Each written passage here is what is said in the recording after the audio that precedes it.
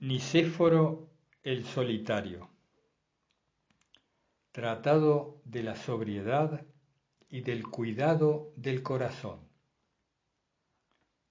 Vosotros deseáis ardientemente obtener la grandiosa y divina fotofanía de nuestro Salvador Jesucristo.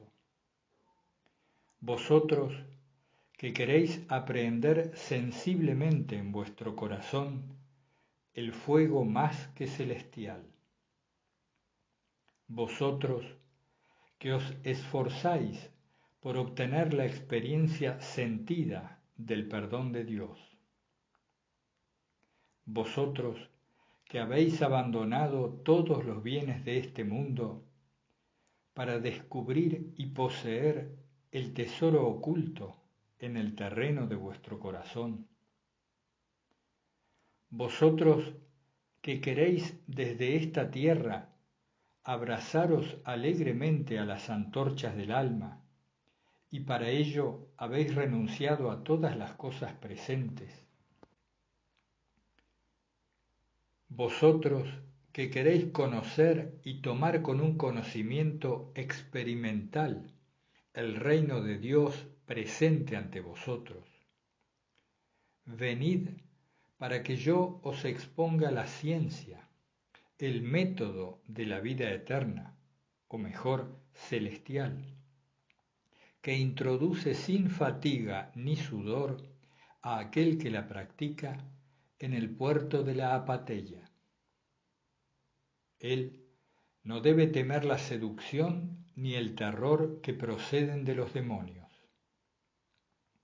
Esa caída no amenaza más que a aquel cuya desobediencia entraña permanecer lejos de la vida que os expongo, tal como le sucedió a Adán, quien, despreciando el precepto divino, se relacionó con la serpiente, confió en ella, se dejó embriagar con el fruto engañoso y se precipitó lastimosamente, y su posteridad con él, en el abismo de la muerte, de las tinieblas y de la corrupción. Volved, pues, volvamos, para hablar más exactamente, a nosotros mismos, mis hermanos, rechazando con el mayor desprecio el consejo de la serpiente y toda intimidad con aquel que repta. Pues sólo hay un medio de acceder al perdón y a la familiaridad con Dios: volver, en lo posible, a nosotros mismos. O mejor, por una paradoja, reentrar en nosotros mismos, alejándonos del comercio con el mundo y de las preocupaciones vanas, para ligarnos indefectiblemente al reino de los cielos que está dentro de nosotros. Si la vida monástica ha recibido el nombre de ciencia de la ciencia y arte de las artes, es porque sus efectos no tienen nada en común con las ventajas corruptibles de aquí abajo, que desvían a nuestro espíritu de lo que es mejor, para enterrarnos bajo sus aluviones. Ella nos promete bienes maravillosos e inefables, que el ojo no vio, ni el oído oyó, ni se le antojó al corazón del hombre. También, porque nuestra lucha no es contra la carne y la sangre, sino contra los principados y potestades, contra los dominadores de este mundo tenebroso, contra los espíritus malos que andan por los aires. Puesto que el siglo presente solo es de tinieblas, huyámosle incluso en pensamiento, que no haya nada común entre nosotros y el enemigo de Dios, pues aquel que quiere hacer amistad con él se sitúa como enemigo de Dios.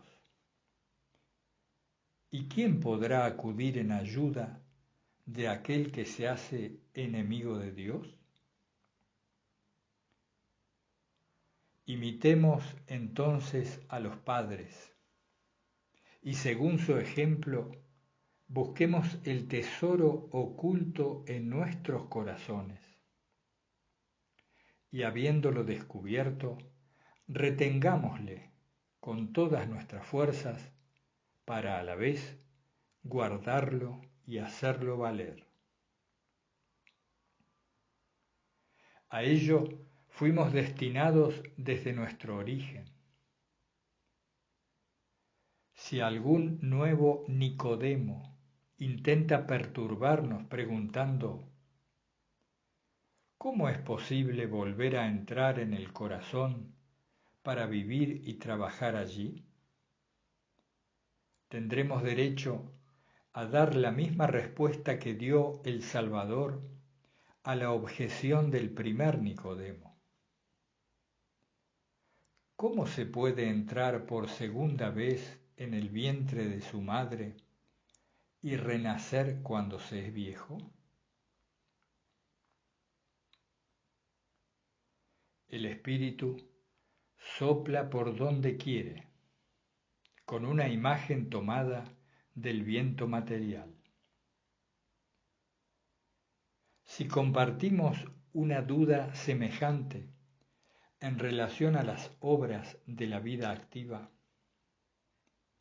¿cómo llegaremos a aquellas de la contemplación, siendo que la vida activa es el camino de acceso a la contemplación? Puesto que es imposible convencer a un espíritu tan incrédulo sin pruebas escritas, presentaré sucesivamente en este tratado, para provecho de todos, las vidas de los santos y sus escritos. Una vez convencidos, será necesario arrojar toda duda. Comenzaremos por nuestro Padre San Antonio el Grande, para continuar con su posteridad, eligiendo en las palabras y la conducta de esos santos nuestras piezas de convicción. Bueno, hermanas y hermanos, aquí Nicéforo el Solitario, en la continuación de este breve tratado, hace una síntesis de algunos padres del desierto como San Antonio el Grande, San Arsenio, también como la vida de San Teodosio y otros, en breves extractos, tendiendo a ilustrar su postura respecto de la necesidad de la oración interior. Habla también de la vida de San Pablo de Latros, de la vida de San Sabas, de San Agatón y demás. Y también incluye una breve carta de Marco a Nicolás. Tengan ustedes en cuenta que esto era muy valioso en aquella época y en aquellos entornos. Era verdaderamente un tratado para ellos que carecían de los medios que nosotros disponemos hoy y que incluso no tenían obras escritas. Muchas veces contaban con pequeños manuscritos, apenas. E incluso la Sagrada Escritura la tenían parcialmente, muchos de ellos. Entonces ahora voy a pasar a la segunda parte de este tratado, que es en la cual vamos a centrar la clase, la primera clase del mes de abril, que tiene que ver con aquello que hizo más conocido a Nicéforo el Solitario, también llamado Nicéforo el Monje. Él fue el primero que reseñó con cierta exactitud técnica un método para introducir la oración en el corazón, como se ha dicho. Es un método que él llamó el método respiratorio, y que fue muy cuestionado no solo en su momento por algunos, sino posteriormente, siglos después incluso. Pese a ello, en el monte Athos, hasta nuestros días, en gran parte de la ortodoxia, y muchos místicos cristianos, lo hayan reconocido o no, se han basado en este método respiratorio de Nicéforo para fundar y anclarse en la oración del corazón o la oración de Jesús. Sobre el método respiratorio de Nicéforo el Solitario. Pregunta. Vuestro tratado nos enseñó la conducta de aquellos que agradaban al Señor. Nos demostró que existe una ocupación que libera rápidamente al alma de sus pasiones, la cual es necesaria a todo cristiano que se enrola en el ejército de Cristo. No dudamos, estamos convencidos. Pero, ¿qué es la atención y cómo obtenerla? Esto es lo que deseamos saber, pues no poseemos la mínima luz. Respuesta. En el nombre de nuestro Señor Jesucristo, que ha dicho, sin mí nada podéis hacer, y después de haber invocado su apoyo y su concurso, intentaré mostraros lo mejor que pueda qué es la atención y cómo, con la gracia de Dios, es posible alcanzarla. Algunos santos han llamado a la atención cuidado del espíritu, otros cuidado del corazón, otros sobriedad, otros descanso del espíritu, o incluso de otro modo. Muchas expresiones se refieren a lo mismo, como cuando decimos pan, o gasa, o rebanada. ¿Qué es la atención? ¿Cuáles son sus propiedades? Escuchadme bien. La atención es la señal de la penitencia cumplida. La atención es la llamada del alma, el odio hacia el mundo y el retorno a Dios. La atención es el despojamiento de las pasiones para revestir la virtud. La atención es la certidumbre indudable del perdón de los pecados. La atención es el principio de la contemplación, su base permanente. Gracias a ella, Dios se inclina sobre el espíritu para manifestarse a él. La atención es la ataraxia del espíritu, su fijación mediante la misericordia que Dios otorga al alma. La atención es la purificación de los pensamientos, el templo del recuerdo de Dios, el tesoro que permite soportar las pruebas. La atención es la auxiliar de la fe, la esperanza y la caridad. Sin la fe no se soportarán las pruebas que vienen de afuera. Aquel que no acepta las pruebas con alegría no puede decir al Señor, tú eres mi refugio y mi asilo. Y si no coloca su refugio en el muy alto, no poseerá el amor en el fondo de su corazón. Ese efecto sublime llega a la mayoría, para no decir a todos, mediante el canal de la enseñanza. Es muy raro que se lo reciba directamente de Dios y sin contar con un maestro, por el solo vigor de la acción y el fervor de la fe. La excepción no constituye ley. Es necesario entonces buscar un maestro infalible.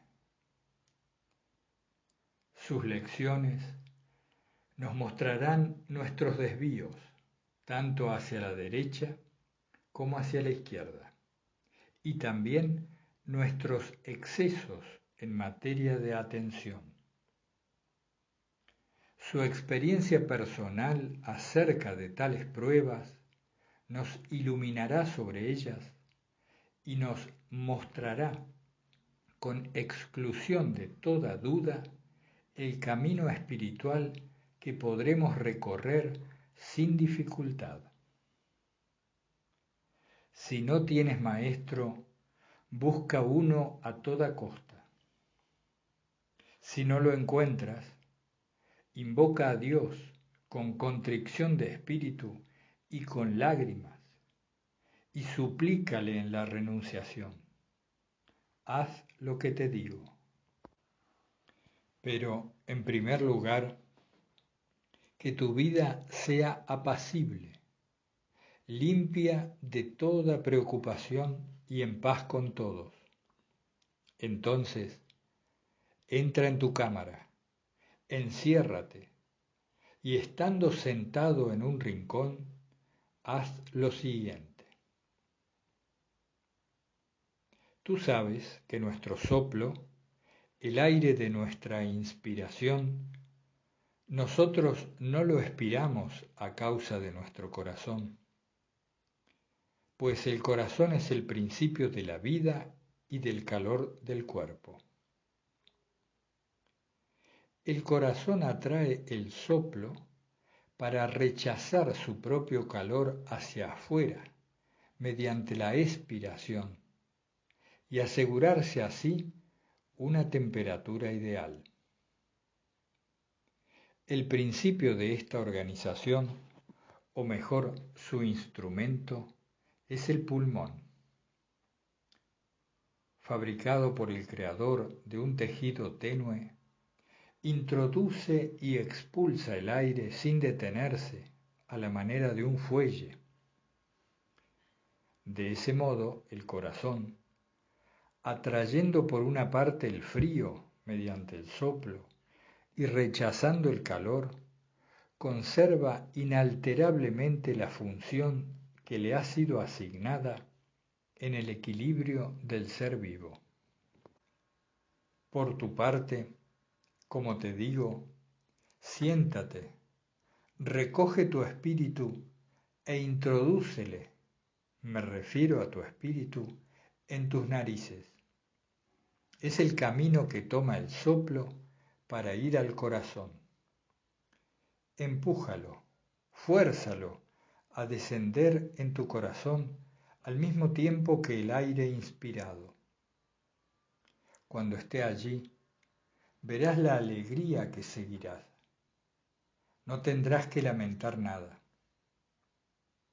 Del mismo modo que el hombre que vuelve a su casa después de una ausencia no puede contener la alegría de reencontrar a su mujer y sus hijos, así el espíritu, cuando se ha unido al alma, desborda con una alegría y una delicia inefables.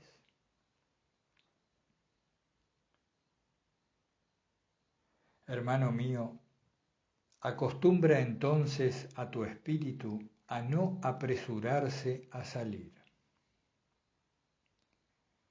En los comienzos le faltará celo, es lo menos que se puede decir, para esta reclusión y este encierro interiores. Pero una vez que haya contraído el hábito, no experimentará ya ningún placer en los circuitos exteriores, pues el reino de Dios está en el interior de nosotros, y para aquel que vuelve hacia Él su mirada y lo busca con la oración pura, todo el mundo exterior se convierte en despreciable. Agradece a Dios si desde el principio puedes penetrar con el Espíritu en el lugar del corazón que te he mostrado. Glorifícale, exúltale y lígate únicamente a este ejercicio. Te enseñará lo que ignoras. Comprende que, mientras tu espíritu se encuentre allí, no debes callarte ni permanecer ocioso, pero no debes tener otra ocupación ni meditación que el grito de Señor Jesucristo, Hijo de Dios, tened piedad de mí. Ninguna tregua, a ningún precio. Esta práctica, manteniendo tu espíritu al abrigo de las divagaciones, lo vuelve inexpugnable e inaccesible a las sugestiones del enemigo y cada día lo eleva más en el amor y el deseo de Dios. Pero si, hermano mío, a pesar de todos tus esfuerzos, no llegas a penetrar en las partes del corazón conforme a mis indicaciones, haz como te digo y con la ayuda de Dios alcanzarás tu objetivo. Sabes que la razón del hombre tiene su asiento en el pecho. En efecto, es en nuestro pecho donde hablamos, decidimos, componemos nuestros salmos y nuestras oraciones, mientras nuestros labios permanecen mudos. Después de haber arrojado de esta razón todo pensamiento, tú puedes hacerlo, solo necesitas desearlo, entrégale el Señor Jesucristo, tened piedad de mí, y dedícate a gritar interiormente, con exclusión de cualquier otro pensamiento, esas palabras. Cuando con el tiempo hayas dominado esa práctica, ella te abrirá la entrada del corazón, tal como te lo ha dicho y sin ninguna duda. Yo lo he experimentado en mí mismo. Con la alegría y toda la deseable atención, tú verás venir a ti todo el coro de las virtudes, el amor, la alegría, la paz y todo lo demás. Gracias a ellas, todas tus demandas serán acogidas en nuestro Señor Jesucristo. Extracto de la vida de nuestro Padre San Antonio. Cierto día, dos hermanos se pusieron en camino para ir a buscar al Santo Padre Antonio. Haciendo camino, el agua llegó a faltarles. Uno murió y el otro no tenía vida para mucho tiempo. No teniendo fuerzas para caminar, yacía sobre el suelo esperando la muerte. Antonio, que estaba sentado sobre la montaña, llamó a dos monjes que se encontraban por allí y les apremió. Tomad un cántaro y agua y corred por la ruta que lleva a Egipto. Dos hermanos venían hacia aquí. Uno acaba de morir y el otro no tardará en hacerlo si vosotros no os apuráis. Esto me ha sido manifestado mientras estaba en oración. Los monjes, habiéndose puesto en camino, encontraron al muerto y lo enterraron. Reanimaron al otro con el agua y lo condujeron ante el anciano. Alguien podría preguntarse por qué Antonio no había dicho nada antes de la muerte del primero, pero sería una pregunta inútil. No correspondía a Antonio decidir la muerte, sino que fue más bien Dios quien decidió dejar morir al primero y revelar el caso del segundo. Lo que hay de maravilloso por parte de Antonio es que, sentado sobre la montaña, tenía el corazón sobrio y el Señor le reveló acontecimientos alejados. Veréis por esto que Antonio, gracias a la sobriedad de su corazón, fue gratificado con la visión divina y la visión a distancia. Pues Dios, nos dice Juan de la Escala, se manifiesta al Espíritu en el corazón, primero para purificar a quien lo ama, luego como una luz que hace resplandecer el Espíritu y lo vuelve deiforme.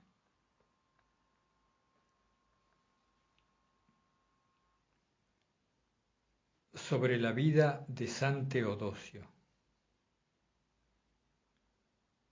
San Teodosio fue alcanzado por la flecha suave de la caridad y aprisionado en sus lazos, hasta el punto de consumar en sus obras el sublime y divino mandato: amarás al Señor tu Dios con todo tu corazón. Esto solo le fue posible porque todos los poderes naturales de su alma estaban únicamente tendidos hacia el amor de su Creador, con exclusión de todos los objetos de aquí abajo. Hablo de las actividades intelectuales del alma. Inspiraba reverencia cuando consolaba, y era la dulzura y la afabilidad mismas cuando reprimía. ¿Quién otro fue alguna vez de relación más útil para todos y al mismo tiempo capaz de recoger sus sentidos y dirigirlos al interior de sí mismo, al punto de hacer frente con mayor tranquilidad a las preocupaciones del mundo que a las del desierto? ¿Quién fue más capaz de permanecer en sí mismo, tanto en medio de la multitud como en la soledad?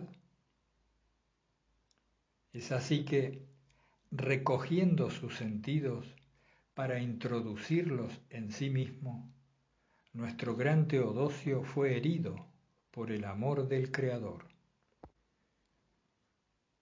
Sobre la vida de San Arsenio, padre del desierto.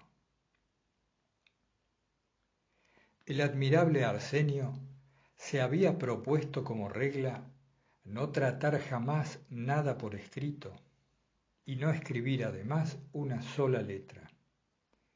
No es que fuera incapaz de hacerlo, por el contrario, le resultaba tan fácil ser elocuente como a otros simplemente hablar. No, se trata únicamente del hábito del silencio y la repugnancia por la ostentación. Por la misma razón, tenía gran cuidado de no mirar a nadie ni ser visto él mismo. Se mantenía detrás de un pilar o algún obstáculo semejante para ocultarse de los otros asistentes. Quería, de ese modo, velar sobre sí mismo, recoger su espíritu en sí mismo y elevarse hacia Dios. Nuevo ejemplo de un santo hombre, verdadero ángel sobre la tierra. Sobre la vida de San Pablo de Latros. San Pablo prácticamente no abandonaba las montañas y los lugares desiertos. Los animales salvajes eran sus compañeros y sus comensales. En ocasiones deseaba descender para visitar a los hermanos. Los exhortaba entonces y les enseñaba a mostrarse animosos, a no descuidar perezosamente los trabajos penosos de la virtud, sino a dedicarse con extrema atención y discreción a la vida evangélica y a combatir valientemente a los espíritus del mal. Les exponía, además, un método para reconocer las sugestiones de la pasión y desviar las semillas clandestinas de las pasiones. ¿Veis a nuestro Santo Padre enseñar a sus discípulos ignorantes un método para alejar las sugestiones de las pasiones? Solo puede tratarse del cuidado del espíritu, pues esa es su obra y la de ningún otro. Sobre la vida de San Sabas. Cuando San Sabas advertía que un neófito había aprendido bien la regla monástica y que ya era capaz de cuidar de su espíritu, de combatir contra los pensamientos del enemigo, un sujeto que había desterrado enteramente de su corazón el recuerdo del mundo, entonces le adjudicaba una celda en el seno de la Laura, en caso de tener salud delicada. Si en cambio era sano y fuerte, le permitía construirse una celda. ¿Veis que San Sabas exigía a sus discípulos el cuidado del espíritu como condición para la vida en celda? ¿Qué haremos nosotros que vivimos ociosamente en la celda sin ni siquiera saber que existe un cuidado del espíritu? Sobre la vida de San Agatón, padre del desierto. Un hermano preguntó al abad Agatón: Padre, decidme cuál de los dos es mejor, el trabajo corporal o el cuidado de lo interior. Agatón respondió: El hombre es semejante a un árbol. La labor corporal son sus hojas. El cuidado de su interior es su fruto. Está escrito: todo árbol que no produce buen fruto deberá ser cortado y arrojado al fuego. De esto se deduce claramente que todo nuestro esfuerzo debe dedicarse a los frutos, es decir, al cuidado del espíritu. Pero es necesario también la sombra y el atractivo de las hojas, es decir, el trabajo corporal.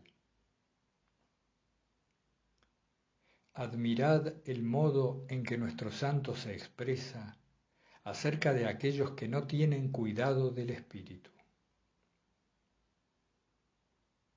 En cuanto a los que solo pueden invocar la vida activa, les dice: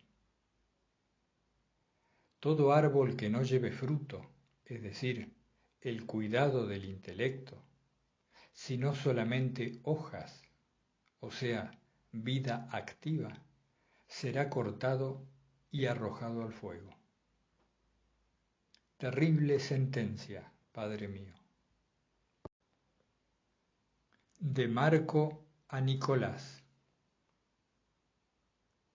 ¿Quieres, hijo mío, poseer en tu interior una antorcha de ciencia espiritual?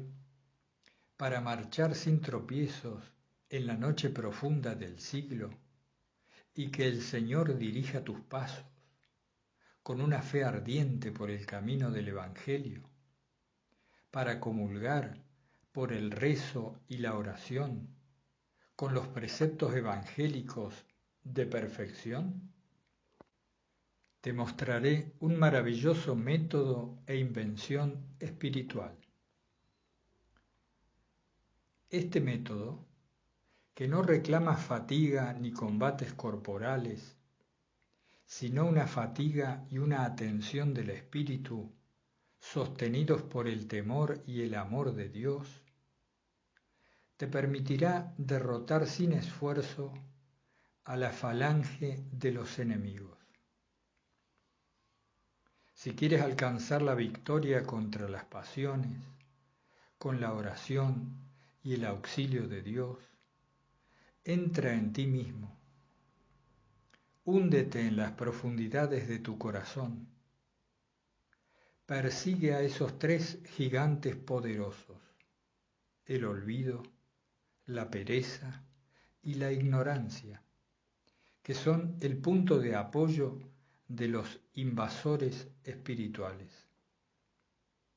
Por ello, las otras pasiones malvadas se insinúan en el alma, trabajan, viven y prevalecen en un alma ligada a los placeres.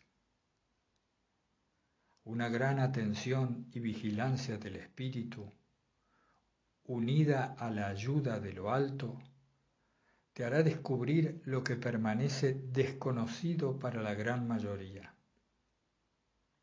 Podrás así, por esa oración y esa atención, liberarte de los gigantes del mal. Con la colaboración poderosa de la gracia, esfuérzate por establecer en tu corazón y guardarlo con cuidado el equilibrio entre la verdadera ciencia, el recuerdo de la palabra de Dios y una buena resolución. De este modo, todo rastro de olvido, de ignorancia y de pereza desaparecerá de tu corazón. ¿Habéis oído la unanimidad de las palabras espirituales que nos expone claramente la ciencia de la atención? Escuchemos las siguientes. San Juan Clímaco, o de la Escala. El esicasta es aquel que, paradójicamente, se esfuerza para circunscribir lo incorporal en una morada carnal. El esicasta es aquel que dice duermo, pero mi corazón vela. Cierra la puerta de tu celda a tu cuerpo, la puerta de tu boca a la palabra, tu puerta interior a los espíritus. Sentado sobre una altura, observa, si lo sabes, y verás el modo, el momento, el origen, el nombre y la naturaleza de los ladrones que quieren introducirse en tu viña para robar las uvas. El centinela, cuando está fatigado, se levanta para orar. Luego vuelve a sentarse y retoma animosamente su ocupación. Una cosa es el cuidado de los pensamientos, otra diferente el cuidado del espíritu. Entre ellas existe toda la distancia del oriente al occidente. Y la segunda es mucho más difícil. Los ladrones que perciben en algún sitio las armas del rey no se aventuran. Del mismo modo, aquel que ha clavado la oración en su corazón no corre el riesgo de ser despojado por los ladrones espirituales. puedes ver la ocupación admirable de nuestro Santo Padre. Y sin embargo, marchamos en las tinieblas, como en un combate nocturno. No tomamos en consideración las preciosas palabras del Espíritu y, como sordos voluntarios, pasamos de lado. A continuación, veremos lo que los padres escriben para invitarnos a la sobriedad. Del abad Isaías. Aquel que se separa de lo que está a la izquierda, el alma, conoce entonces exactamente todos los pecados que ha cometido contra Dios, pues los pecados no se ven hasta que no nos hemos separado de ellos dolorosamente. Aquel que llega hasta ese grado encuentra el gemido, la oración y la vergüenza ante Dios al recordar su malvada ligazón con las pasiones. Esforcémonos, hermanos, en la medida de lo posible, y Dios trabajará con nosotros conforme a la abundancia de su misericordia, como la tuvo con sus santos. Macario el Grande. La obra maestra del atleta es entrar en su corazón, despreciar a Satanás, entablar combate con él y luchar atacando sus pensamientos. Aquel que cuida su cuerpo visible de la corrupción y del adulterio, pero comete interiormente el adulterio respecto a Dios, prostituyéndose tras sus pensamientos, no recibe ningún beneficio por conservar su cuerpo virginal. Pues está escrito, todo el que mira a una mujer con mal deseo ya ha cometido con ella adulterio en su corazón. Existe un adulterio que se consuma en el cuerpo y existe un adulterio del alma que se entrega a Satanás. Nuestro Padre parecería contradecir las palabras de Isaías. Sin embargo, no es así, pues Isaías nos prescribe cuidar nuestro cuerpo como Dios ordena. Ahora bien, Dios no ordena solamente la pureza del cuerpo, sino también la del espíritu. Diádoco de Fótiche. Aquel que habita sin cesar en su corazón emigra definitivamente de los encantos de la vida. Marchando según el espíritu, no puede conocer las apetencias de la carne. Como va y viene en el castillo de las virtudes, que son, por así decir, los guardianes de las puertas, los planes de los demonios no pueden tener efecto sobre él. El santo dice bien que los planes de los demonios carecen de efecto sobre nosotros cuando vivimos en las profundidades de nuestro corazón, y tanto más cuanto más permanecemos allí. Isaac el Sirio o de Nínive. Aplícate a entrar en tu cámara interior y verás la cámara celestial, pues sólo una y la misma puerta se abre sobre la contemplación de ambas. La escala de ese reino está escondida dentro de ti, en tu alma. Lávate del pecado y descubrirás los escalones para subir.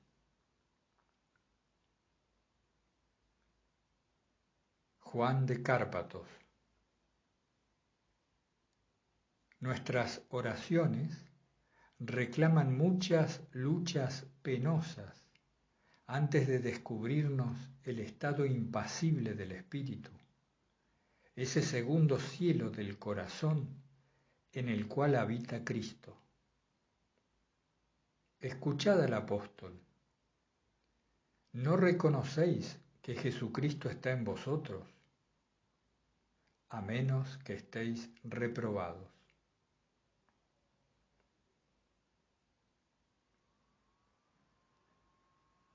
Simeón, el nuevo teólogo. El diablo y sus demonios, desde el día en que la desobediencia arrojó al hombre del paraíso y de la relación con Dios, tiene la posibilidad de agitar espiritualmente al alma del hombre, de día y de noche, a veces un poco, a veces mucho, a veces extremadamente. El único medio de protegerse es el recuerdo constante de Dios. El recuerdo de Dios grabado en el corazón por la virtud de la cruz, afirmada inquebrantablemente en el Espíritu.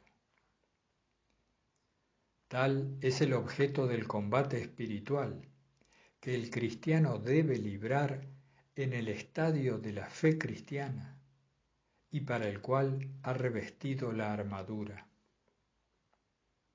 De otro modo, él combate en vano.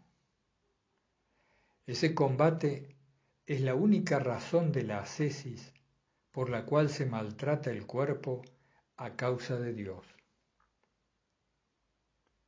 Se trata de conmover las entrañas del Dios de bondad, de recuperar la dignidad primera y de imprimir a Cristo como un sello en la razón, según las palabras del apóstol. Hijitos míos, por los cuales de nuevo sufro dolores de parto, hasta que se forme Cristo en vosotros. ¿Comprendéis ahora, hermanos míos, que existe un arte, o mejor dicho, un método espiritual, para conducir rápidamente a aquel que lo emplea a la apateia y a la teología? Debéis convenceros de que toda la vida cuenta ante Dios como las hojas del árbol, y que a toda alma que no posea el cuidado del Espíritu, el fruto, de nada le servirá el primero. Hagamos todo para no morir estériles y no conocer lamentaciones inútiles.